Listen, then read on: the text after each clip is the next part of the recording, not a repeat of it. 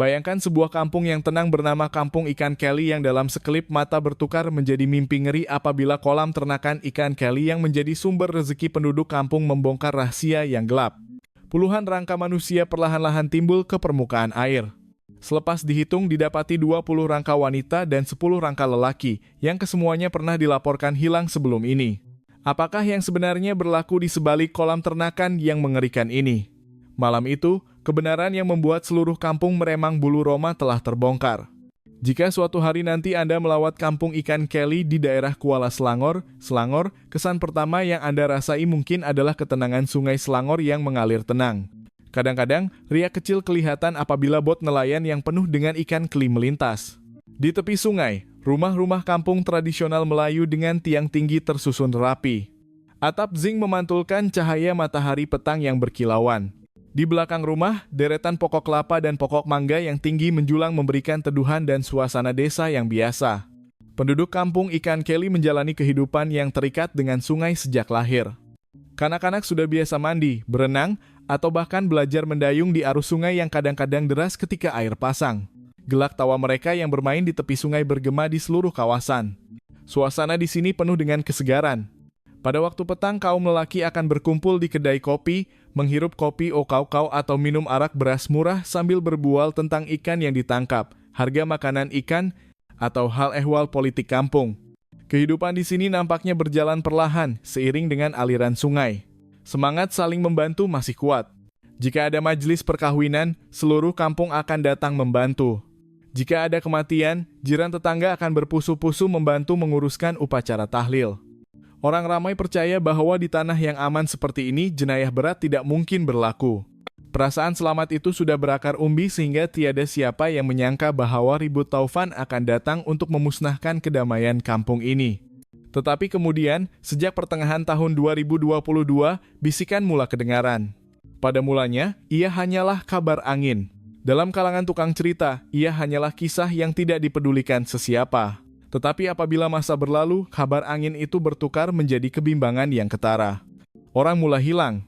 Mangsa pertama ialah Pak Ali, seorang lelaki berusia lebih 50 tahun yang dikenali ramai karena tabiatnya yang suka minum arak sehingga mabuk. Malam itu, dia mengucapkan selamat tinggal kepada istrinya, mengatakan bahwa dia akan pergi ke kedai kopi di hujung kampung, mengatakan bahwa dia hanya akan minum 2-3 gelas dan kemudian akan pulang. Tetapi sehingga keesokan paginya, dia tidak pulang. Istri dan anak-anaknya menunggu dengan cemas. Mereka mencarinya di rumah saudara mara, di sawah padi, atau bahkan berjalan di sepanjang tepi sungai, tetapi tiada kesan langsung. Seolah-olah bumi telah menelan tubuhnya bulat-bulat, beberapa penduduk kampung mengatakan bahwa dia mungkin melarikan diri atau mabuk dan tersesat. Polis peronda daerah hanya mencatatkan kenyataan itu sebagai bukti, berpikir bahwa ia hanyalah tabiat lama seorang kaki botol yang suka menghilangkan diri tanpa memberitahu sesiapa. Tetapi hari demi hari, minggu demi minggu, Pak Ali tidak pernah kembali.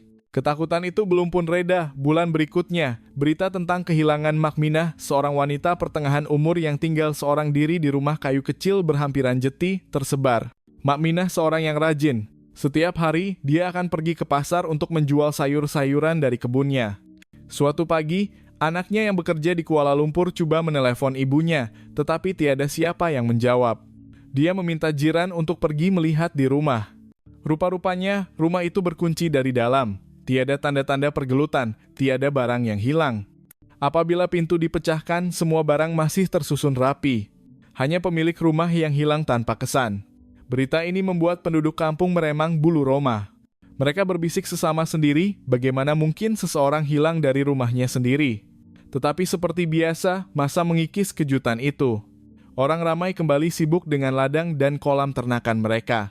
Kisah Makminah dan Pak Ali perlahan-lahan tenggelam dalam kehidupan seharian, tetapi nasib tidak menyebelahi mereka. Beberapa minggu kemudian, seorang lelaki lain yang dikenali sebagai seorang kaki botol juga hilang selepas pulang dari kedai arak. Kemudian seorang janda tua di kampung sebelah. Setiap kali kejadian berlaku, penduduk kampung akan gempar selama beberapa hari, kemudian kehidupan kembali normal sehingga menjelang akhir tahun 2022. Jumlah orang hilang meningkat kepada lebih 10 orang. Penduduk kampung mula takut. Sesetengah orang mengatakan bahwa ia adalah perbuatan hantu air, penjaga sungai. Sesetengah orang mengesyaki bahwa ada geng penculik. Tetapi yang pasti, perasaan selamat yang pernah dinikmati sepenuhnya di kampung ikan Kelly kini telah retak. Orang ramai tidak berani keluar rumah pada waktu malam. Para janda saling mengunci pintu rumah dengan rapat. Di kedai kopi, setiap perbualan akan kembali kepada soalan yang sama. Siapa yang membawa mereka pergi? Sungai Selangor masih mengalir tenang, tetapi di sebalik ketenangannya ada bayangan gelap yang tiada siapa faham tersembunyi. Malam di kampung ikan Kelly biasanya sunyi sepi. Hanya bunyi cengkerik yang berterusan berselang-seli dengan bunyi percikan air sekali-sekala apabila ikan melompat keluar dari air. Cahaya lampu minyak di rumah-rumah kampung tradisional berkelip-kelip, membantu mewujudkan suasana yang tenang. Tetapi pada pertengahan bulan Julai melalui 2022, ketenangan itu terkoyak. Pak Ali, seorang lelaki berusia lebih 50 tahun, tidak pernah pulang lagi selepas mengucapkan selamat tinggal kepada istrinya. Mengatakan bahwa dia akan pergi minum arak di kedai kopi. Dia sudah menjadi seorang kaki botol. Hampir setiap malam, dia akan mabuk sehingga tidak dapat berjalan. Malam itu dia memberitahu istrinya ringkas, "Saya pergi dulu ya Mak, minum 2 teguk lepas tu balik." Tetapi keesokan paginya, kerusi di ruang tamu masih kosong. Tiada bunyi batuk yang menjadi ciri khas Pak Ali. Jiran tetangga saling membantu mencari. Pemilik kedai mengakui bahwa Pak Ali telah minum beberapa gelas arak, kemudian berjalan terhuyung-hayang sambil menyanyi keluar. Selepas itu, tiada siapa yang melihatnya lagi. Polis peronda datang mencatat laporan, tetapi tidak dapat berbuat banyak. Mungkin mabuk lepas tu jatuh sungai, kata seorang pegawai. Tetapi istrinya tahu bahwa suaminya sering mabuk, tetapi tidak pernah hilang lebih dari 2 malam. Hari demi hari berlalu dia tidak kembali. Sebulan kemudian giliran Makminah, seorang janda pertengahan umur yang tinggal seorang diri, hilang. Rumahnya berkunci dari dalam dengan rapat. Anaknya yang bekerja di Kuala Lumpur menelepon, tetapi tiada siapa yang menjawab. Penduduk kampung melaporkan kepada polis dan membantu memecahkan pintu. Di dalam, semuanya tersusun rapi. Periuk di atas dapur masih berisi lauk semalam. Kasut Makminah diletakkan berhampiran pintu, tetapi dia sendiri tiada. Seolah-olah dia berjalan keluar melalui pintu ajaib. Polis bingung. Mereka hanya dapat mencatat laporan dan meminta penduduk kampung untuk berhati-hati. Kisah ini menjadi bualan selama beberapa hari, tetapi seperti biasa, kehidupan petani dan peternak ikan mesti diteruskan. Kekacauan itu perlahan-lahan reda, tetapi bayangan kebimbangan mula tumbuh dalam hati penduduk kampung. Oktober 2022, nama baru muncul dalam senarai orang hilang, Pak Abu. Dia dikenali ramai karena suka berjudi di kedai kopi, yaitu tempat yang sama di mana kaki botol suka berkumpul. Rashid, anaknya, masih ingat dengan jelas bahwa malam itu ayahnya bertengkar dengan seorang samseng bernama Mat Parang yang ditakuti oleh orang kampung karena parut panjang di pipinya. Abu menuduh Mat Parang menipu dalam perjudian. Mat Parang bertindak balas dengan ugutan, "Kalau tak bayar hutang, jangan salahkan aku." 3 hari selepas kejadian, Abu hilang. Di Jeti, orang hanya menemui songkoknya terapung di air, menambah lagi misteri. Tidak sampai 2 minggu kemudian, Maksom, seorang janda yang biasanya menjual sayur di pasar, tidak pulang selepas keluar sejak awal pagi. Orang menjumpai bakul buluhnya di tepi jalan tanah, sayur-sayuran masih di dalam bakul, tetapi Maksom tidak pernah muncul lagi. Januari 2023, Pak Leman, seorang pendayung bot, hilang. Malam itu, orang melihatnya mabuk berat di Jeti. Keesokan paginya, bot kecilnya masih terikat, dayungnya jatuh di dalam lumpur, tetapi dia sendiri tiada. Selepas itu, lebih ramai orang hilang. Udin, seorang kaki botol yang kali terakhir dilihat tidur di kedai kopi, tidak pernah bangun di sana lagi. Nenek Limah, seorang janda tua yang tinggal di tepi sawah, tidak pernah muncul di masjid di mana dia biasanya pergi untuk bersedekah pada waktu pagi. Dan Kasim, seorang kaki botol yang sering bekerja sambilan di kebun, tidak pernah pulang lagi selepas menyertai kumpulan kaki botol. Secara keseluruhan, 12 orang hilang menjelang Mei 2023. Pola mula muncul, sama ada lelaki yang ketagih arak atau wanita yang berstatus janda dan tinggal seorang diri. Mangsa nampaknya dipilih dengan teliti. Penduduk kampung mula resah, malam di kampung ikan Kelly menjadi sunyi. Kedai kopi yang dahulunya sibuk kini sunyi sepi. Para janda memilih untuk mengurung diri di rumah sebelum senja. Kanak-kanak dilarang bermain di Jeti terlalu lama. Orang ramai saling berbisik bahwa ini adalah perbuatan makhluk halus atau ada orang jahat yang mengintai kita. Di tengah-tengah paranoia itu, ada seorang yang lebih resah daripada orang lain. Inspektor Kamal, seorang pegawai polis muda yang baru dipindahkan ke Balai Polis Kuala Selangor. Setiap kali dia mendengar bahwa seorang kaki botol hilang, wajah ayahnya akan muncul.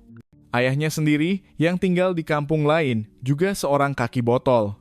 Ketakutan itu membuat Kamal bersumpah dalam hatinya bahwa dia mesti mencari siapa dalang di sebalik semua ini sebelum giliran ayahnya tiba. Masa berlalu, tetapi setiap bulan nama baru akan hilang. Kampung Ikan Keli yang dahulunya dikenali sebagai Kampung Ikan Keli kini dikenali dengan nama baru yang menyeramkan. Kampung Orang Hilang. Senarai orang hilang di Kampung Ikan Keli terus bertambah mengikut masa. Selepas Pak Ali, seorang kaki botol diikuti oleh Mak Minah, seorang janda yang hilang dari rumah kayunya, Pak Abu yang suka berjudi dan minum arak, Mak Som, seorang penjual sayur yang tidak pulang dari pasar, Pak Leman, seorang pendayung yang hilang di Jeti, Udin yang tidur di kedai kopi dan tidak pernah bangun di sana lagi, Nenek Limah, seorang janda tua yang tidak muncul di masjid untuk bersedekah pada waktu pagi, sehingga Kasim yang tidak pulang dari kumpulan kaki botol. Secara keseluruhan 12 orang hilang menjelang Mek. Pada mulanya, penduduk kampung berpikir bahwa ia hanyalah kebetulan. Sesetengah orang mengatakan bahwa mangsa melarikan diri. Sesetengah orang berbisik bahwa mereka mungkin terkena sihir dari penjaga sungai. Tetapi apabila jumlah mangsa meningkat dan pola mula jelas, ketakutan perlahan-lahan menggantikan ketidakpedulian. Malam di kampung menjadi sunyi. Kanak-kanak tidak berlari bermain di tepi jeti selepas matahari terbenam. Para janda memilih untuk tidur di rumah saudara mara karena berasa tidak selamat. Bahkan kaki botol yang masih tinggal tidak berani duduk melepak di kedai kopi lagi. Orang ramai mula membincangkan perkara ini dengan suara yang penuh dengan kebimbangan, sama ada di kedai kopi, di pasar, atau bahkan di masjid selepas selesai sholat. Bisikan yang sama kedengaran. Mengapa hanya kaki botol dan janda yang hilang? Seorang lelaki tua pernah berkata di kedai kopi, "Coba tengok Ali, Abu, Leman, Udin, Kasim. Semuanya kaki botol." Seorang lagi menambah, "Lepas tu Minah, Som, Limah semuanya janda." "Mungkin kebetulan ye," kata seorang lelaki muda sambil menggelengkan kepala. "Tak mungkinlah. Kalau perbuatan hantu air, mangsa patut dipilih secara rambang. Tapi nih, yang hilang pula golongan yang paling lemah." Kata-kata itu tersebar menjadi topik perbualan yang serius. Pola menjadi semakin jelas, mangsa bukan orang biasa, tetapi orang yang dipinggirkan oleh masyarakat. Kaki botol dianggap sebagai aib keluarga, sering diejek dan diabaikan. Manakala janda sering menjadi topik gosip, disyaki dalam pelbagai perkara walaupun mereka hanya coba berjuang untuk hidup.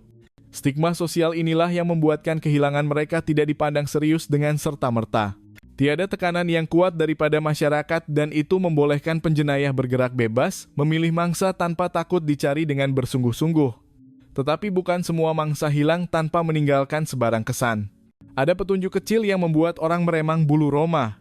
Songkok Pak Abu ditemui terapung di tepi sungai, seolah-olah ia terjatuh ke dalam air dengan tergesa-gesa. Bakul buluh yang penuh dengan sayur-sayuran Maksom ditemui ditinggalkan di jalan tanah, seolah-olah ia dicampakkan begitu sahaja. Bot kecil Pak Leman masih terikat dengan baik di jeti, dayungnya jatuh di dalam lumpur, tetapi pemilik bot tidak pernah kembali. Selipar buruk Nenek Limah ditinggalkan di beranda, pintu masih terbuka. Lampu minyak masih menyala apabila jiran datang mencari. Butiran ini membuat orang lebih yakin bahwa ada sesuatu yang lebih gelap daripada sekadar nasib malang. Bagi Inspektor Kamal, pegawai polis muda dari Kuala Selangor, semua ini bukan sekadar gosip kampung lagi. Dia duduk diam di sudut kedai kopi untuk masa yang lama, mendengar perbualan penduduk kampung, mencatat nama mangsa dan tingkah laku mereka di dalam buku nota kecil. Halaman demi halaman diisi. Ali, kaki botol, Minah, janda tinggal sendirian, Abu, kaki botol dan penjudi, Som, janda. Garisan merah mula terbentuk. Mangsa tidak dipilih secara rambang, tetapi orang yang dipinggirkan. Mereka adalah kumpulan yang paling mudah diabaikan. Setiap kali menulis nama, Kamal berasa seperti mahu meletup. Ayahnya sendiri, yang tinggal di kampung lain, juga seorang kaki botol. Dia boleh menjadi mangsa dalam pola ini dengan mudah jika tinggal di Kampung Ikan Keli. Image itu menghantui Kamal setiap malam. Kalau suatu hari nanti ayah hilang begitu sahaja, siapa yang akan peduli? Pikirnya. Ketakutan itu membuat dia lebih yakin bahwa ada penjenayah di sebalik semua ini. Akhirnya, Kamal mengumpul keberanian dan membentangkan catatannya kepada ketuanya, ASP Razak, di pejabat ASP Razak yang ringkas. Dia menghulurkan buku nota kecil itu dengan tangan yang menggigil. Razak menyelak satu demi satu halaman, membaca nama, umur, tingkah laku dan tempat mangsa dilihat kali terakhir. Dia berdiam diri untuk masa yang lama, melihat catatan yang ringkas tetapi penuh dengan makna. Kalau bendani betul, kata Razak dengan nada yang tenang, kita berdepan dengan orang yang sengaja memilih mangsa. Dia tahu siapa yang hilang dan tiada siapa akan cari dengan bersungguh-sungguh. Dia pilih orang yang kurang diberi perhatian. Kamal mengangguk menahan nafas. Dan itu bermakna dia akan terus buat bendani, sampai ada orang hentikan dia. Kedua-dua bertentang mata, menyadari bahwa apa yang mereka hadapi bukan sekadar nasib malang, bukan perbuatan makhluk halus seperti yang digembar-gemburkan oleh penduduk kampung, tetapi ada entiti sebenar, seorang manusia berdarah daging, yang bersembunyi di sebalik bayangan kampung dan dia memilih mangsa dengan tenang satu demi satu, tanpa sesiapa memberi perhatian kepada kehilangan mereka. Buat pertama kalinya, pola itu jelas dengan menakutkan dan dari situlah siasatan rasmi yang panjang bermula. Sejak menerima buku nota kecil daripada Kamal pada penghujung Mac, ASP Razak tidak dapat melelapkan mata dengan nyenyak. Malam-malamnya di Kuala Selangor dihabiskan dengan merenung peta besar daerah itu yang dibentangkan di atas meja kerja.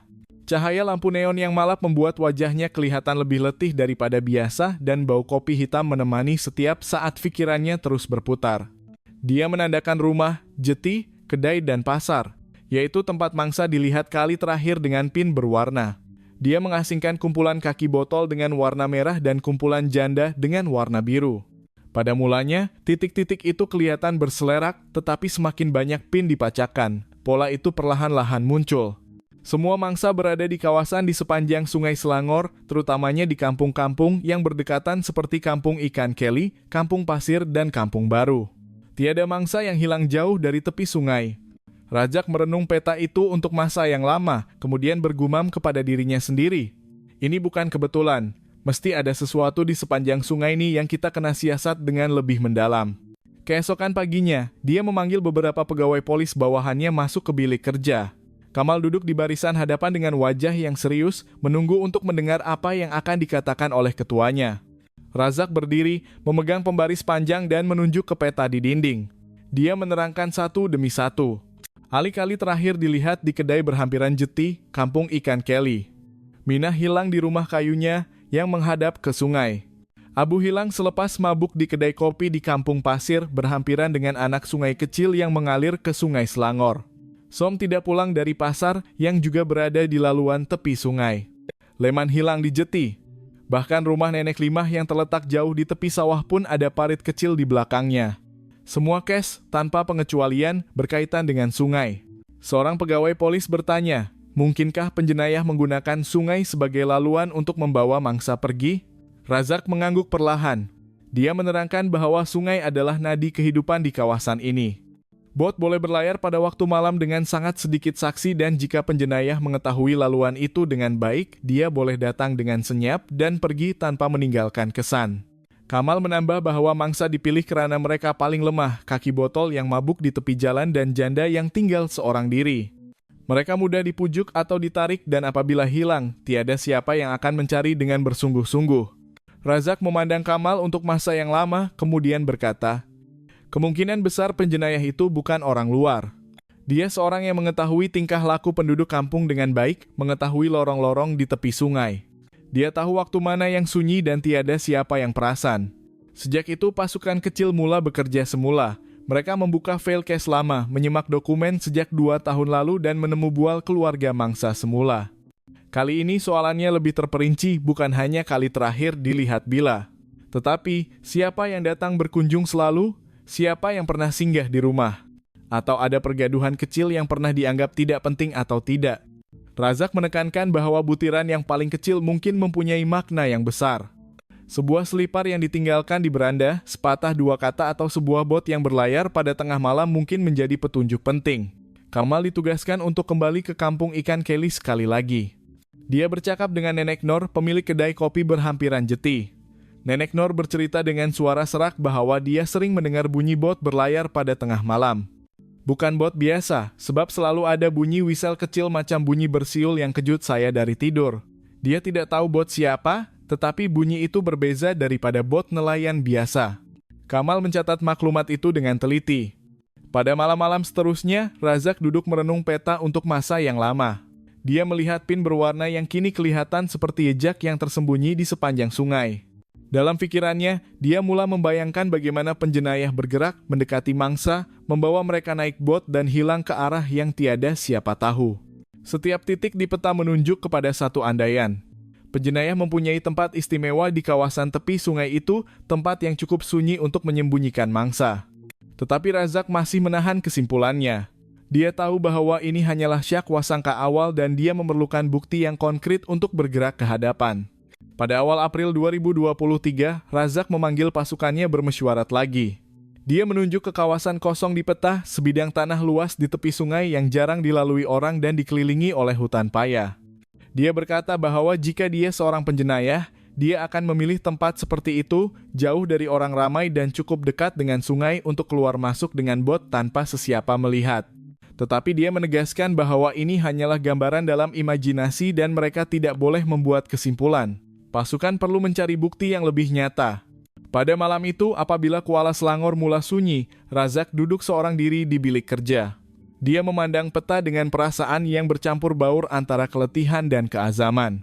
Dia tahu bahwa jalan masih panjang. Tetapi ada satu perkara yang jelas, pola telah terbongkar. Ada bayangan gelap yang tersembunyi di sepanjang sungai Selangor dan tugas mereka adalah untuk mencari siapa yang berani memburu manusia di tanah yang dahulunya aman ini. Minggu kedua April 2023, pasukan khas mula menumpukan perhatian mereka sepenuhnya ke hutan paya di hulu sungai Selangor. Sejak mendengar kabar tentang bot dengan bunyi whistle kecil daripada penduduk kampung, minat Razak semakin tertumpu di kawasan itu. Tetapi mengambil masa beberapa hari sebelum mereka menemui sesuatu yang benar-benar mencurigakan. Jalan menuju ke hutan paya tidak mudah, penuh dengan lalang, lumpur, dan nyamuk. Seringkali, intaian mereka berakhir tanpa hasil selain daripada gigitan nyamuk dan pakaian yang basah kuyup dengan peluh. Sehingga pada malam keempat, sekumpulan kecil yang diketuai oleh Kamal dapat menemui bukit tinggi di tepi hutan paya. Dari titik itu, dengan menggunakan teropong malam, mereka melihat cahaya malap di kejauhan, seolah-olah datang dari sebuah rumah yang berdiri terpencil di tengah-tengah kegelapan. Jantung Kamal berdegup kencang. "Tuan, ada cahaya kat sana," bisiknya melalui radio komunikasi kepada Razak yang pada masa itu berada di atas bot di sungai bersama satu lagi kumpulan. Mereka berdiam diri, memerhati dari jarak jauh. Bayangan seorang lelaki berbadan besar muncul, berjalan keluar masuk pondok bersama beberapa ekor anjing yang menyalak tanpa henti. Kadang-kadang, lelaki itu menghidupkan enjin besar di dalam bangunan kecil di sebelah rumah. Bunyi bisingnya bergema, bertentangan dengan kesunyian malam di hutan paya. Kamal mencatat semua butiran, tetapi dia dan pasukannya tidak berani mendekati lebih jauh. Anjing-anjing itu terlalu peka dan cahaya lampu suluh yang sedikit sahaja boleh membuat mereka dikesan. Keesokan paginya, mereka melaporkan hasil intaian di balai polis. Kamal melukis lakaran pondok, bangunan ringkas, satu enjin besar, dan anjing pengawal dengan tangan yang menggigil. Sarjan Hadi, seorang pegawai polis penyiasat kanan, mengecilkan matanya melihat gambar itu. Belum tentu orang ini terlibat. Mungkin hanya peternak ikan yang memilih untuk hidup menyendiri. Razak mengangguk perlahan. Ya, semua ini masih hanya andaian, tetapi kedudukannya terlalu terpencil berada di titik strategik yang sesuai untuk bersembunyi. Kita kena terus memerhati, jangan terburu-buru. Pada malam-malam seterusnya, intaian masih diteruskan. Kumpulan yang berada di atas bot melihat bot dengan bunyi whistle kecil berlayar ke arah pondok itu. Seringkali ia pada waktu tengah malam dan kadang-kadang kelihatan seperti ada orang lain yang duduk di dalam bot. Biasanya, mereka kelihatan seperti mabuk atau terhuyung-hayang apabila dibawa turun dari bot. Dan yang peliknya, selepas itu bot yang keluar semula biasanya hanya lelaki berbadan besar itu yang duduk seorang diri. Tidak kelihatan penumpang lain keluar bersamanya. Kamal melihat imej itu dengan hati yang berat dari belakang teropong. Dia melihat seorang lelaki tua mabuk dibawa ke dalam pondok, seolah-olah sedang menonton tragedi tanpa dapat menghentikan apa-apa. Darah Kamal mendidih. "Tuan, ini dah gila. Orang-orang tuh masuk kat sana, tapi saya tak pernah nampak mereka keluar. Patutkah kita berdiam diri macam nije?" Suaranya bergetar di dalam radio. Razak mendengar laporan itu dari pangkalan di atas bot. Rahangnya diketap rapat. Dia menjawab dengan suara yang tenang, "Kamal, saya faham perasaan awak, tapi apa yang kita nampak hanyalah andaian. Belum ada bukti fizikal. Kita perlukan apa-apa yang boleh disentuh, barang-barang mangsa, rekaman gambar yang jelas atau saksi. Kalau tak ada benda-benda nih, kita tak boleh bergerak." Kata-kata itu menambah lagi rasa bersalah dalam hati Kamal. Pada malam itu, dia tidak dapat melelapkan mata. Imei, wajah lelaki tua yang dibawa ke pondok, masih muncul dalam pikirannya. Dia berasa seperti pengecut yang membiarkan seseorang hilang begitu sahaja. Hadi yang tidur di sebelahnya menepuk bahunya, "Jangan salahkan diri awak, Kamal. Kalau kita terburu-buru, kita semua mungkin hilang tanpa kesan. Percayalah, mesti ada waktu yang sesuai untuk kita bertindak." Ketegangan semakin memuncak. Setiap laporan daripada intayan membawa lebih banyak kengerian. Engine besar yang lelaki itu hidupkan selalu menjadi misteri. Untuk apa engine sebesar itu di tengah-tengah hutan paya? Mengapa dia selalu menghidupkan engine itu pada waktu malam? Soalan-soalan itu berlegar di dalam kepala tanpa jawaban, hanya menambah syak wasangka. Pada suatu malam, Kamal hampir tidak dapat menahannya lagi. Dari tempat persembunyian, dia melihat seorang lelaki muda dibawa naik bot. Tubuhnya lemah longlai seperti separa sedar. Kamal menggenggam pistolnya dengan erat, mahu berlari menerobos hutan paya untuk menghentikan semua ini. Tetapi Hadi memegang bahunya dengan erat. "Nak mati bodoh ke? Tengok anjing-anjing tuh. Tengok jarak yang kita kenal lalu. Kita akan dikesan sebelum dapat mendekati pun." Kamal mengetap giginya dengan kuat, air mata hampir menitis. Perasaan bersalah bercampur dengan kemarahan membuat dadanya hampir meletup. Buat pertama kalinya, dia berasa seperti gagal dalam menjalankan tugas sebagai seorang polis dengan sebenarnya. Apabila laporan itu sampai kepada Razak, dia hanya dapat menutup mata seketika. Setiap cerita daripada Kamal seolah-olah menjadi beban baru yang menekan bahunya. "Kita tak boleh gagal," katanya dengan suara yang perlahan tetapi tegas. "Saya sedang cari jalan lain. Kita perlukan bukti yang boleh disentuh, mungkin rekaman gambar, mungkin kesan barang-barang mangsa. Kita akan cari jalan." Malam demi malam berlalu. Intayan masih diteruskan. Pondok itu masih menjadi misteri, bersama dengan cahaya malap, bunyi salakan anjing dan bunyi engine yang tidak berhenti-henti. Pasukan semakin yakin bahwa tempat itu menyimpan rahasia yang gelap.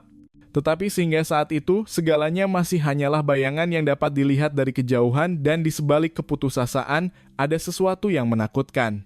Selagi mereka masih menunggu, bayangan pemburu masih berlegar dan mungkin pada masa yang sama, mangsa baru mungkin mengambil langkah terakhirnya ke atas bot dengan bunyi whistle kecil itu. Pada pertengahan April, suasana di kampung ikan Kelly menjadi semakin teruk. Dalam beberapa hari kebelakangan ini, 2 laporan baru telah diterima. Seorang kaki botol dari kampung pasir yang tidak pernah pulang selepas pergi minum arak, dan seorang janda tua dari kampung baru yang dikenali oleh ramai penduduk kampung karena dia sering menjual sayur di pasar. Kehilangan janda tua ini mencetuskan kekacauan. Berbeza daripada mangsa-mangsa sebelum ini yang sering menjalani kehidupan yang menyendiri, kali ini seluruh kampung mengenalinya dengan baik. Ketakutan bercampur dengan kemarahan mula merebak. Setiap malam, pintu rumah dikunci lebih awal. Kanak-kanak hanya dibenarkan bermain di dalam taman dengan pengawasan yang ketat, dan para wanita memilih untuk bermalam di rumah saudara mara untuk keselamatan. Di kedai kopi, perbualan penduduk kampung semakin hangat. "Kalau polis asyik duduk diam, kita akan bertindak sendiri," kata seorang lelaki pertengahan umur dan diiringi dengan sorakan yang bersetuju. Malah ada sekumpulan penduduk kampung turun ke sungai dengan obor dan buluh runcing, menjerit memanggil sesiapa sahaja yang mereka syaki. Mujur, ketua kampung dapat campur tangan tepat pada masanya, tetapi jelas bahwa kesabaran orang ramai hampir mencapai hadnya. Di pusat Selangor, tekanan juga tidak kurang hebatnya.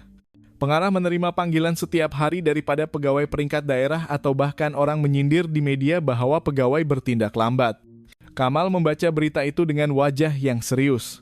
Dia tahu bahwa mereka tidak boleh terus memerhati terlalu lama.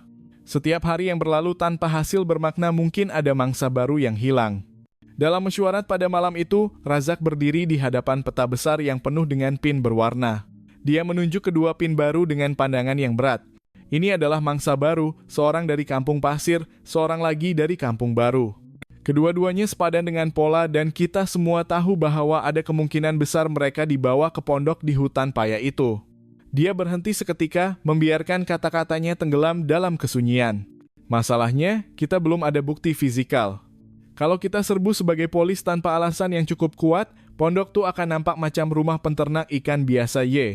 Kita perlukan jalan lain." Kesunyian itu berat. Kamal yang duduk di ujung meja, menundukkan kepala, mengetap giginya dengan kuat.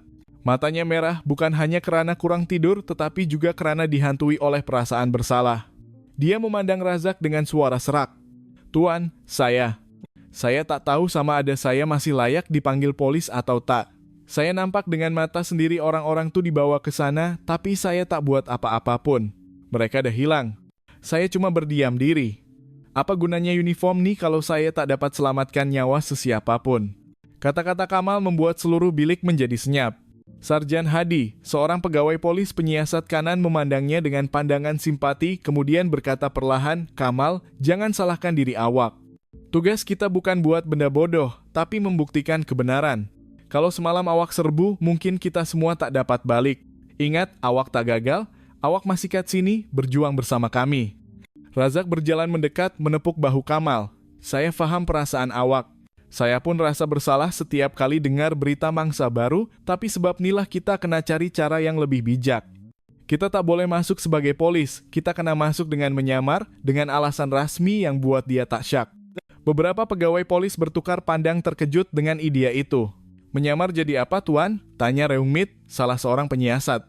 Razak memandang peta, kemudian menjawab dengan tegas, "Jadi pegawai pemeriksa. Pondok Tu berada di kawasan tanah lembab berhampiran sungai. Jadi biasa aja kalau kerajaan hantar pegawai untuk periksa kualiti air atau kesehatan ikan. Itu alasan yang paling munasabah." Perbincangan yang panjang pun berlaku. Sesetengah orang mencadangkan untuk menyamar sebagai penjual ikan. Sesetengah orang pula mencadangkan untuk pergi sebagai nelayan yang meminta bantuan. Tetapi Razak menegaskan bahwa alasan rasmi lebih berat. Kalau penjenayah tu licik sangat, hanya dokumen dan kad pengenalan rasmi yang boleh buat dia mati akal. Sementara itu, tekanan dari luar tidak berkurangan. Di pejabat ketua kampung, keluarga mangsa baru menangis meratap meminta keadilan. Tangisan anak kecil yang kehilangan ibunya bergema menghiris hati setiap orang yang mendengarnya. Kamal berdiri di tengah-tengah orang ramai, memerhati dengan senyap. Hatinya semakin hancur berkeping-keping. Dia bersumpah kepada dirinya sendiri bahwa jika rancangan menyamar ini benar-benar berlaku, dia akan memastikan bahwa tiada siapa akan hilang tanpa makna lagi. Pada malam itu, selepas mesyuarat tamat, Razak kembali ke bilik kerja. Dia memandang peta yang kini hampir penuh dengan pin berwarna. Laluan sungai itu kelihatan seperti laluan maut yang menelan nyawa orang ramai. Dalam hatinya, dia bergumam, "Kita mesti masuk. Dan kali ini kita tak boleh balik dengan tangan kosong."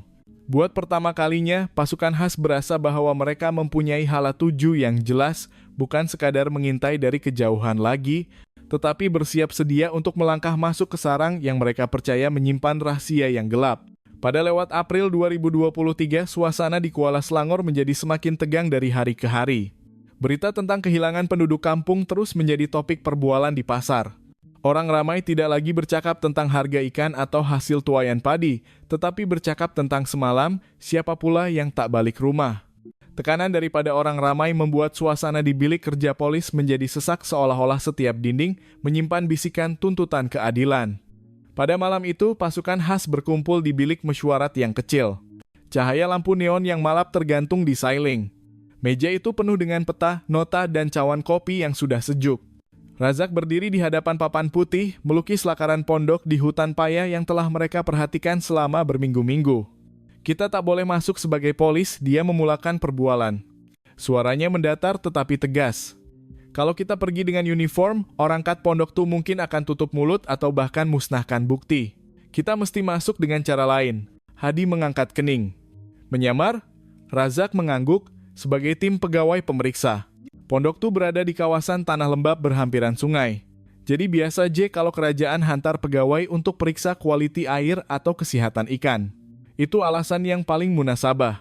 Reungmit yang telah menyediakan dokumen sejak awal meletakkan file tebal di atas meja. "Saya dah siapkan surat rasmi dengan kad pengenalan. Semuanya ada kepala surat daripada Jabatan Perikanan yang lengkap dengan cop rasmi dan tanda tangan. Kalau dia bukan kaki tangan kerajaan, dia takkan tahu mana yang betul, mana yang palsu." Dokumen itu dihulurkan, diperiksa seorang demi seorang. Dakwat merah pada kop rasmi kelihatan berseri di bawah cahaya lampu neon, mewujudkan keyakinan kepada setiap orang yang melihatnya. "Peralatan pun dah siap," kata Razak seterusnya. "Kotak penyimpanan sampel air, jaring kecil untuk cedok ikan, alat pengukur yang senang. Kita mesti nampak profesional, tak boleh ada ruang untuk syak."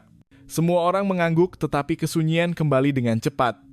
Mereka tahu bahwa apa yang paling menakutkan bukan dokumen atau peralatan, tetapi apa yang sedang menunggu di dalam pondok itu. Lelaki berbadan besar dengan anjing-anjingnya yang garang dan rahasia gelap, yang hanya dapat mereka intai dari kejauhan. Razak memandang wajah anak-anak buahnya satu demi satu. Tim menyamar, hanya akan ada 4 orang. Saya, Hadi, Reungmit, dan Kamal. Nama yang terakhir membuatkan ramai orang mengangkat muka. Tiada perdebatan yang panjang seperti sebelum ini. Keputusan Razak adalah muktamad. Kamal yang duduk di ujung meja hanya menundukkan kepalanya seketika, kemudian mengangguk. Dia tidak berkata apa-apa, tetapi penumbuk yang digenggam di atas lututnya menunjukkan keazamannya dengan baik. Beberapa hari kemudian dihabiskan dengan membuat persiapan. Hadi menghafal istilah teknikal yang dipelajari daripada pegawai Jabatan Perikanan, nilai pH air, kandungan amonia, oksigen terlarut dalam air. Dia mengulanginya berulang kali sehingga Kamal turut menghafalnya dan tersenyum hambar. Reungmit menyediakan butiran kecil, label botol sampel, borang pemeriksaan atau bahkan papan klip dengan kepala surat Jabatan Perikanan. Segalanya kelihatan realistik. Tetapi di sebalik kesibukan itu tekanan dari luar terus menimpa. Pengarah memanggil Razak ke bilik kerjanya dengan nada yang berat. Dia berkata, "Razak, saya dah dapat teguran dari pihak atasan. Kalau tak ada kemajuan yang ketara dalam masa terdekat, ada kemungkinan bahwa ibu pejabat akan ambil alih Kesni. Saya percaya dengan tim awak, tapi awak pun tahu apa maksudnya kalau benda itu berlaku." Razak hanya mengangguk, kata-kata itu tidak menyatakan tarikh akhir, tetapi jelas seperti pisau nipis yang tergantung di atas kepala mereka. Pada malam terakhir sebelum operasi, mereka berkumpul semula. Bilik itu senyap, hanya bunyi kipas lama yang berderit-derit kedengaran. Dokumen palsu dan peralatan pemeriksaan disusun dengan rapi di atas meja. Semua orang berdiam diri, tenggelam dalam pikiran masing-masing. Akhirnya, Razak bersuara. "Esok pagi, kita akan bergerak. Kita akan masuk sebagai pegawai pemeriksa daripada Jabatan Perikanan. Kita akan buat pemeriksaan air dan ikan dan perhatikan setiap butiran. Jangan tergesa-gesa. Tugas kita bukan menangkap, tapi memerhati. Kalau ada bukti yang jelas, kita akan tarik tali itu untuk bergerak ke hadapan." Dia berhenti seketika memandang Kamal yang duduk di seberang. Pemuda itu mengangkat muka. Matanya penuh dengan bayangan keletihan, tetapi masih ada percikan api yang tidak dapat dipadamkan. Razak tidak memerlukan sebarang janji. Apabila dia membaca keazaman dari renungan itu, Hadi menambah dengan suara yang lebih lembut, "Ingat, kita masuk bukan sebagai wira, tapi sebagai bayangan. Jangan biarkan emosi menguasai. Kalau seorang terburu-buru, semua orang mungkin jatuh." Tiada siapa yang menjawab dengan kata-kata. Hanya anggukan perlahan, nafas yang berat dan pandangan mata yang saling bertatapan. Pada malam itu, mereka berehat seadanya di balai polis. Kamal berbaring di atas bangku, memandang siling dengan mata yang terbeliak. Dalam kepalanya, muncul image wajah mangsa yang dilihatnya dalam laporan. Lelaki tua kaki botol, janda yang sering menjual sayur, pemuda yang hilang selepas naik bot. Semua orang memandangnya dalam senyap seolah-olah sedang menunggu jawaban. Kamal memejamkan matanya, menarik nafas dalam-dalam. Esok, dia akan berada di pondok itu, berdepan terus dengan lelaki yang mereka syaki dan apa sahaja yang berlaku. Dia tahu bahwa tiada jalan untuk berpatah balik. Awal pagi lewat April, kabus nipis masih menyelubungi sungai Selangor. Sebuah bot kecil berlayar perlahan, mereda arus sungai, membawa 4 orang yang berpakaian kemas dengan file dokumen dan kotak peralatan. Dari jauh, mereka kelihatan seperti pegawai kerajaan biasa, tetapi di sebalik kemeja rasmi itu, jantung mereka berdegup kencang. Razak duduk di hadapan, pandangannya tepat ke arah hutan paya di mana pondok itu terletak. Hadi memeluk file dokumen di atas ribanya. Wajahnya kelihatan tenang, tetapi peluh membasahi dahinya. Reungmit menjaga kotak peralatan sambil Kamal duduk di belakang dengan senyap. Kedua-dua belah tangannya menggenggam lutut dengan erat, seolah-olah takut tidak dapat mengawal dirinya. Sebaik sahaja bot menghampiri, bunyi salakan anjing kedengaran dengan serta-merta. 4 ekor anjing besar berlari ke sana kemari di sepanjang tebing, bulu mereka berdiri tegak. Gigi putih berkilauan dari pintu pondok. Seorang lelaki berbadan besar berjalan keluar. Tubuhnya tegap, kulitnya gelap dan mata yang sepet penuh dengan syakwa sangka. Dia berdiri di tepi sungai, bercekak pinggang. "Korang siapa?" Suaranya garau, bergema di udara yang lembab. Razak melompat turun dari bot, menjaga jarak yang selamat. Senyumannya kelihatan sopan, walaupun kerongkongnya kering. Dia mengangkat filenya. "Selamat pagi, Encik. Kami dari Jabatan Perikanan Negeri. Ada pemeriksaan mengejut tentang kesehatan ikan dan kualiti air. Kami perlu ambil sampel kat sini. Lelaki itu berjalan mendekat, merampas file itu dari tangan Razak. Pandangannya menyapu membaca surat rasmi itu dengan cepat. Keningnya berkerut dengan jelas. Kamal menahan nafas, terasa sejuk di tengkuknya. Kenapa tak ada notis awal? Suara lelaki itu penuh dengan syak wasangka. Hadi melangkah ke hadapan separuh langkah. Nada suaranya tenang dan terlatih. Ini prosedur baru, Encik. Ada laporan wabak penyakit dalam ikan dari beberapa kolam. Jadi pihak atasan arahkan untuk buat pemeriksaan mengejut. Kalau hasilnya bagus, Encik tak perlu risau apa-apa. Dia menambah beberapa istilah teknikal. Nilai pH air, kandungan amonia, oksigen terlarut dalam air. Lelaki itu merenung Hadi untuk masa yang lama. Anjing-anjing itu masih menyalak semakin kuat. Salah seekor hampir menerkam Kamal. Pada saat itu, wajah Kamal pucat lesi. Tangannya bergerak mengikut naluri, tetapi lelaki itu bersiul pendek. Haiwan-haiwan itu berhenti, walaupun masih menggeram dalam kerongkong. Kesunyian beberapa saat itu terasa selama-lamanya. Akhirnya, lelaki itu mengangguk ringkas. Cepat sikit, jangan kacau ikan, saya lama sangat. Mereka berjalan melintasi jambatan kayu usang menuju ke pondok. Di sebelahnya, ada sebuah bangsal kecil. Pintu ternganga sedikit. Dari dalam, bau logam dan kayu bercampur dengan bau hanyir. Reungmit membuka kotak berpura-pura sedang menyediakan botol sampel. Hadi mencatat nota di papan klip. Manakala Razak membongkok di tepi kolam, mencelupkan alat pengukur ke dalam air. Kamal menghulurkan jaring kecil sambil bergerak. Matanya terpandang bangsal itu secara tidak sengaja. Dari celah pintu, dia melihat kain merah tua yang lama terkeluar sedikit di atas tanah.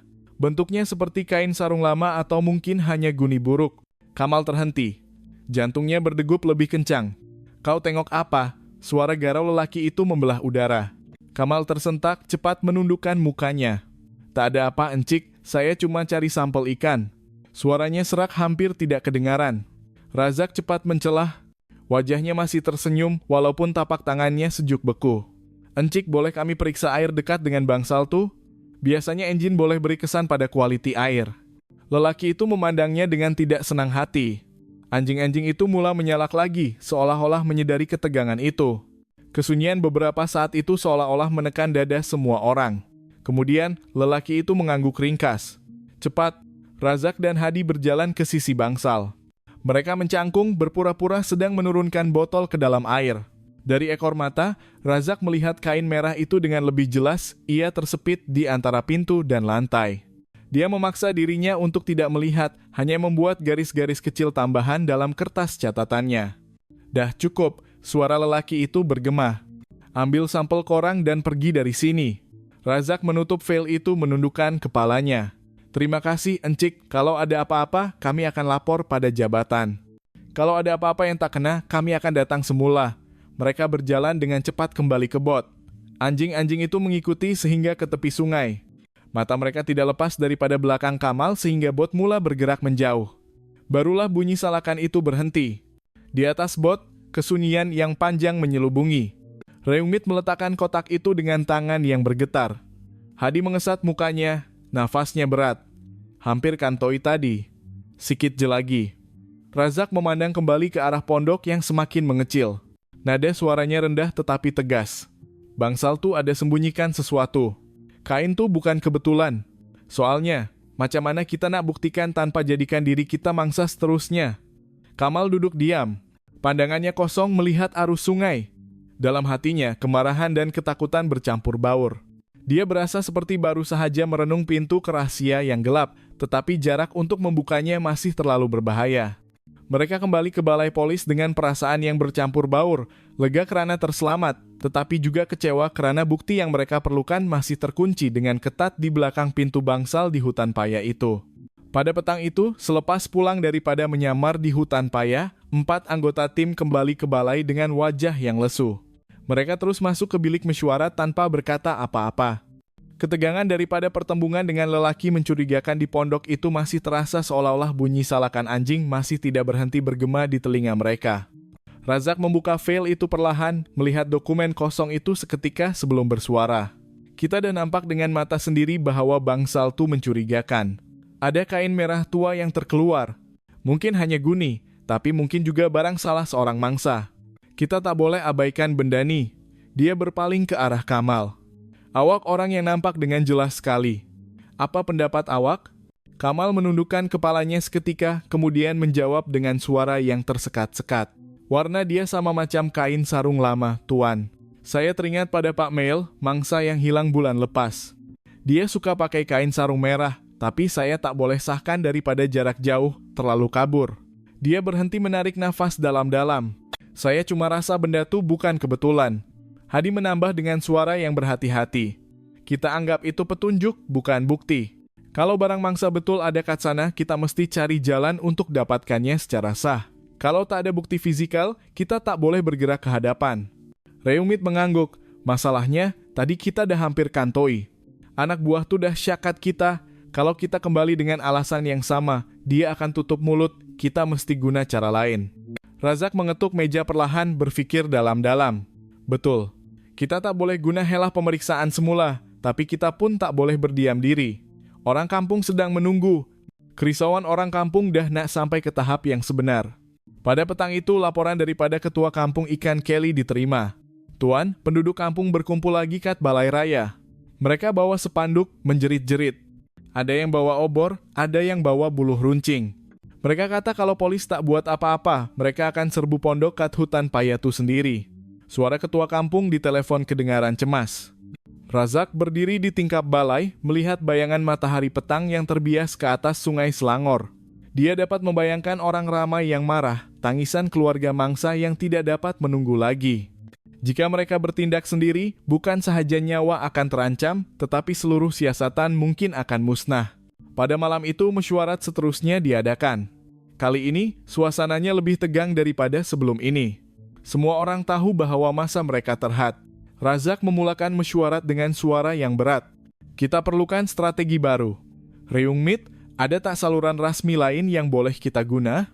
Reungmit mengeluarkan nota. Kita boleh guna saluran jabatan alam sekitar, Tuan. Pemeriksaan kualiti air dan pencemaran mungkin alasan yang cukup berat. Atau mungkin kita boleh tarik pegawai sebenar dari jabatan untuk nampak lebih meyakinkan. Hadi membalas dengan pantas, ide yang bagus, tapi prosedur rasmi itu tak cepat. Surat rasmi mungkin ambil masa beberapa hari. Orang kampung mesti takkan tunggu. Razak mengangguk, memandang semua orang. Kalau macam tuh, Kamal yang senyap selama ini bersuara. Nadanya tenang, tetapi matanya terbakar dengan keazaman. Kita sediakan semua benda melalui jabatan, tapi kita kena ada pelan sandaran juga. Kalau lelaki itu keluar atau terleka, kita mungkin boleh menyelinap masuk sekejap, ambil apa-apa aja yang boleh jadi bukti. Kain tuh, barang mangsa, apa-apa aja. Cepat dan senyap. Seluruh bilik menjadi senyap. Hadi menggelengkan kepalanya perlahan. Itu terlalu berisiko. Kalau kena tangkap, nyawa kita jadi taruhan. Dan kalau kita masuk tanpa waran, semua bukti mungkin akan ditolak kat mahkamah. Reungmit menambah, betul tuh, kita tak boleh terburu-buru. Satu kesilapan, seluruh siasatan mungkin terbatal. Razak memandang Kamal untuk masa yang lama. Awak tahu kan betapa berisikonya. Kamal bertentang mata, menjawab tanpa gentar. Saya tahu, tapi saya tahu satu lagi perkara. Setiap hari yang kita tunggu, mungkin ada orang lain yang hilang. Saluran rasmi kita buat, tapi kalau ada peluang kecemasan, kita tak sepatutnya berlengah. Perdebatan ringkas berlaku. Hadi masih menegaskan bahwa saluran rasmi lebih selamat, manakala Kamal mengulangi berulang kali bahwa massa adalah musuh mereka yang paling penting. Razak duduk mendengar dengan teliti, membiarkan ketegangan itu reda. Akhirnya, dia mengangkat tangannya untuk menghentikan pertengkaran.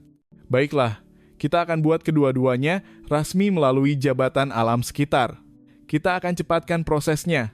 Pada masa yang sama, tim pengintai masih terus mengawasi. Kalau ada peluang yang selamat dan kecemasan, pilihan untuk menyelinap masuk mungkin akan dipertimbangkan, tapi dengar baik-baik. Ini hanyalah pilihan terakhir. Tidak boleh ada tindakan yang terburu-buru sama sekali. Akhirnya, semua orang mengangguk. Wajah mereka serius, menyadari pertaruhan yang ada. Pada malam itu, selepas mesyuarat tamat, Kamal duduk seorang diri di beranda balai. Sungai Selangor mengalir tenang, memantulkan cahaya bulan yang sayu. Dia teringat wajah janda penjual sayur yang hilang baru-baru ini, senyumannya yang ringkas ketika dia menjual barang kepada pelanggan di pasar. Image itu menghantuinya, membuat dadanya terasa sesak. Dalam hatinya, dia bersumpah tidak kira sama ada rancangan itu rasmi atau tidak rasmi, dia tidak akan membiarkan ada mangsa lagi. Awal Mei, suasana di Kuala Selangor semakin tertekan. Selama 3 malam berturut-turut, tim hanya dapat memerhati dari kejauhan tanpa hasil. Lelaki mencurigakan itu masih bersembunyi di pondok. Kadang-kadang dia akan keluar membeli arak beras atau beras di pasar. Bunyi enjin dari bangsal masih berterusan, tetapi malah mewujudkan keseraman. Setiap malam Kamal yang turut mengintai mula menjadi resah. Dia duduk di dalam bot bersama 2 pegawai lain, merenung pondok yang malap, berharap akan ada celah. Tetapi hari demi hari berlalu tanpa hasil. Kalau macam ni terus, kita cuma boleh jadi penonton, gumamnya melalui radio, membuatkan Hadi di balai menegurnya supaya bertenang. Peluang datang pada malam keempat. Dari tempat persembunyian di sungai, Kamal melihat lelaki itu keluar akhirnya. Dia mendayung bot kecil ke arah hilir sungai. Di dalam botnya ada 2 guni besar. Kelihatan berat karena dia terpaksa berhenti beberapa kali untuk mengatur kedudukan. Sasaran sedang bergerak ke arah pasar malam daerah, Kamal melaporkan dengan pantas. Di balai, Razak mendengar laporan itu dengan renungan yang tajam. Hadi memberi amaran. Mungkin perangkap. Kalau dia sengaja keluar untuk memancing kita mungkin akan ditewaskan habis-habisan. Razak berpikir dengan pantas. Kita tak boleh lepaskan peluang ini, tapi kita pun tak boleh terburu-buru. Kita akan masuk cepat-cepat, ambil bukti yang diperlukan dan keluar. Keputusan dah dibuat. Razak mengetuai tim sendiri bersama dengan Kamal dan Reumit. Hadi kekal di balai untuk menyelaraskan. Ada 1 tim sandaran ditempatkan di sungai, bersedia untuk memberi isyarat jika bot lelaki itu kembali. Kabus malam melindungi hutan paya apabila bot mereka menghampiri jeti kayu kecil di hadapan pondok itu perlahan-lahan. Kabus menghadkan penglihatan. Kamal menggenggam pistol biusnya dengan erat. Pandangannya tidak lepas daripada pergerakan anjing di kawasan itu. 3 ekor anjing berlari ke sana kemari. Hidung mereka seolah-olah terhidup bau yang aneh. Apabila seekor daripadanya menghampiri, Kamal menarik picu. Jarum bius itu terpelanting keluar dan menusuk badan anjing itu. Anjing itu rebah tanpa mengeluarkan bunyi. 2 ekor anjing yang tinggal datang menghampiri sehingga kawasan itu senyap sepenuhnya. Pada masa yang sama, tim darat yang diketuai oleh Hadi telah berjaya sampai ke sisi timur pondok. Mereka menjumpai tali yang mengikat loceng kecil yang diregangkan di lalang. Hadi memberi isyarat amaran, kemudian perlahan-lahan memotong tali itu supaya tidak mengeluarkan bunyi. Di laluan yang lain mereka hampir terpijak serpihan kaca, tetapi cahaya lampu suluh kecil berjaya melihat perangkap itu tepat pada masanya. Semua orang berjaya melepasi dengan nafas yang tersekat. Di dalam pondok, lelaki itu kelihatan resah. Dia duduk di atas kerusi kayu dengan parang di atas ribanya. Pandangannya mengerling ke tingkap dari semasa ke semasa. Telinganya terus mendengar bunyi di luar. Sama ada firasat atau pengalaman, dia berasa bahwa malam ini ada sesuatu yang berbeza. Razak memberi isyarat dengan jarinya. 2 orang pegawai perlahan-lahan menyelinap ke pintu hadapan, manakala tim darat sudah bersedia di belakang. Radio berbunyi perlahan. Suara Hadi kedengaran. Semua posisi bersedia. Razak menjawab ringkas, bertindak. Pintu dipecahkan bersamaan dengan itu. Lelaki itu terkejut, tetapi tindak balasnya pantas. Parang itu diangkat, hampir menetak pegawai yang terhampir. Kamal melompat masuk, menolak meja sehingga terbalik. Pergelutan jarak dekat berlaku. Lelaki itu kuat, tubuhnya tegap, tetapi tewas setelah beberapa menit yang penuh dengan jeritan dan bunyi kayu berlaga. Akhirnya, dia rebah karena dipukul dengan belakang pistol. Tangannya digari dengan ketat, tetapi kemenangan itu hanyalah permulaan. Razak mengeluarkan arahan. Kawal bangsal, cari bukti. Tim bergerak ke bangsal besar di sebelah pondok dengan segera. Pintu dikunci dengan mangga, tetapi ia juga dipecahkan dengan cepat. Sebaik saja masuk, bau hanyir dan bau logam menerpa dengan kuat. Enjin besar dengan bilah berkarat itu terletak di tengah-tengah. Lantai kayu penuh dengan tompok warna gelap yang meresap. Reumit menghidupkan lampu suluh. Cahayanya menyorot ke guni yang koyak yang berisi kain lama di dalamnya dan di sudut yang lain ada timbunan kotak kayu. Seorang pegawai membuka kotak itu kemudian berdiam diri. Di dalamnya ada dompet, jam tangan murah, dan kad pengenalan. Semuanya milik orang yang hilang. Reungmit berbisik dengan suara yang bergetar, ini barang mangsa. Semuanya ada kad sini. Razak mengangguk, wajahnya suram, kumpulkan semuanya. Jangan tinggalkan walau satu pun. Ini bukti yang kita perlukan. Di luar, lelaki yang telah digari itu ketawa perlahan. Korang ingat, korang boleh bawa keluar semuanya ke. Korang tak tahu apa-apa. Hutan paya ini bukan cuma rumah saya, tapi ia akan telan korang sekali. Kata-katanya membuat bulu Roma meremang, tetapi Razak tidak membalas. Dia tahu bahwa orang seperti ini akan coba mewujudkan ketakutan sehingga ke saat terakhir. Sementara tim sedang mencari, Kamal berjalan menghampiri tong besi di sudut bangsal. Dia menyuluh lampu suluh ke dalam. Sekilas pandang, dia melihat cecair keruh dan cebisan kecil yang tidak jelas. Perutnya mual, tetapi dia cepat menutup tong itu dan memberi isyarat. Tuan, benda ini kena hantar ke bahagian forensik.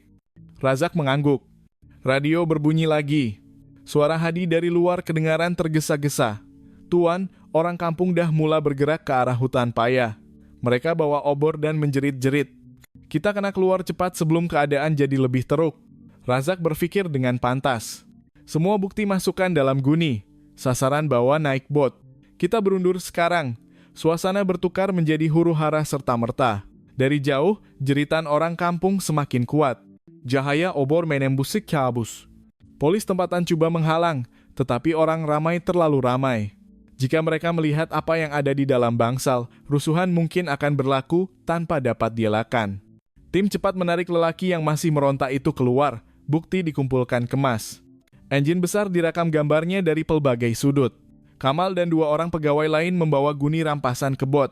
Hadi mengawal pergerakan berundur ke arah darat.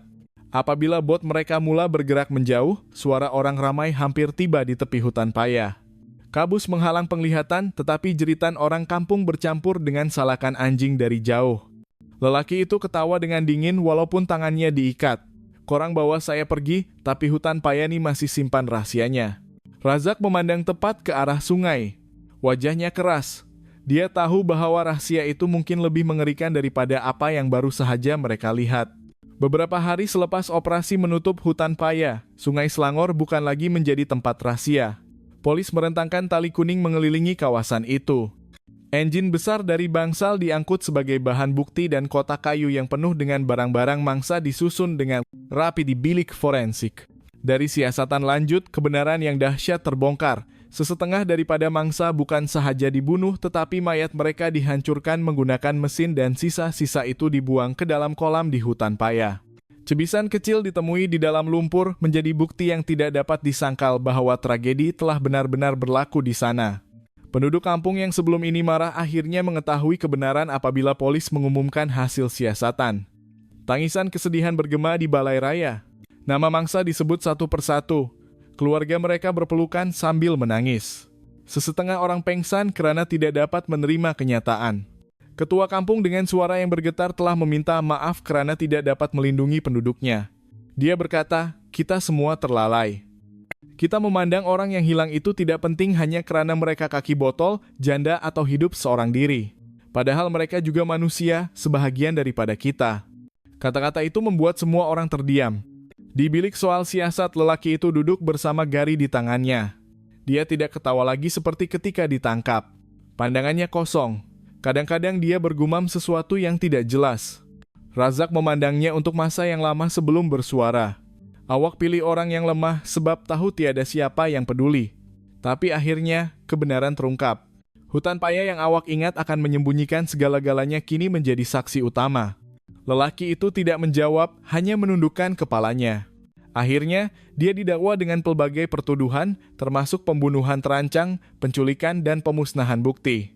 Hukuman penjara seumur hidup atau bahkan hukuman mati sedang menantinya. Tetapi di luar bilik bicara, Kes ini telah meninggalkan luka sosial yang mendalam.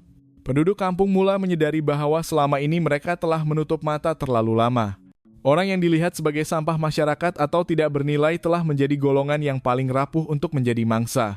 Hadi dalam mesyuarat dengan penduduk kampung pernah berkata dengan suara yang sayu, kalau sejak awal kita lebih prihatin, mungkin tragedi ini tidak sebesar ini. Jangan menghina sesiapa hanya karena kelemahan mereka. Kamal yang telah melihat penderitaan keluarga mangsa sejak awal berasa bahwa dirinya telah berubah. Dia berkata kepada Razak, dulu saya pikir tugas polis hanya soal undang-undang, tetapi sekarang saya tahu bahwa tugas kita juga soal hati, soal melindungi orang yang lemah supaya mereka tidak ditelan oleh kegelapan. Razak menepuk bahunya dan menambah, itulah pelajaran yang paling besar. Undang-undang bukan hanya untuk orang yang kuat, Tetapi yang paling penting adalah untuk orang yang paling memerlukan. Hutan paya di tepi Sungai Selangor kini senyap. Pondok kayu yang pernah menjadi tempat yang menakutkan telah dirobohkan. Penduduk kampung saling membantu menanam pokok di sekeliling kawasan itu, berharap alam semula jadi akan membantu menyembuhkan luka. Setiap kali melalui tempat itu, orang akan berdoa untuk roh mangsa, agar mereka bersemadi dengan aman selepas penderitaan yang panjang. Kes ini menjadi cerita yang gelap, yang tidak akan dilupakan. Ia terus mengingatkan bahwa jenayah boleh bersembunyi di sebalik ketenangan dan kadang-kadang berpunca daripada kesunyian dan minda yang gelap. Tetapi ia juga menjadi pelajaran penting bahwa komuniti akan selamat hanya apabila semua orang, tidak kira betapa kecilnya, dihormati dan dilindungi. Akhirnya, Razak telah menulis dalam laporannya bahwa tragedi ini adalah peringatan. Jangan biarkan mana-mana manusia menjalani kehidupan di pinggir masyarakat tanpa perlindungan, karena di sebalik kelalaian kita, mungkin ada pemburu yang bersedia untuk menerkam mangsa, dan apabila tiba masanya, segalanya akan terlambat. Cerita berakhir, tetapi mesejnya tetap ada. Kebenaran mungkin mengambil masa untuk muncul, tetapi ia tidak boleh ditimbuskan selama-lamanya. Hutan paya yang gelap akhirnya telah menyuarakan suaranya dan daripada kegelapan itu sendiri, cahaya kecil kesadaran telah dilahirkan bahwa setiap kehidupan, tidak kira betapa rapuhnya, mempunyai nilai.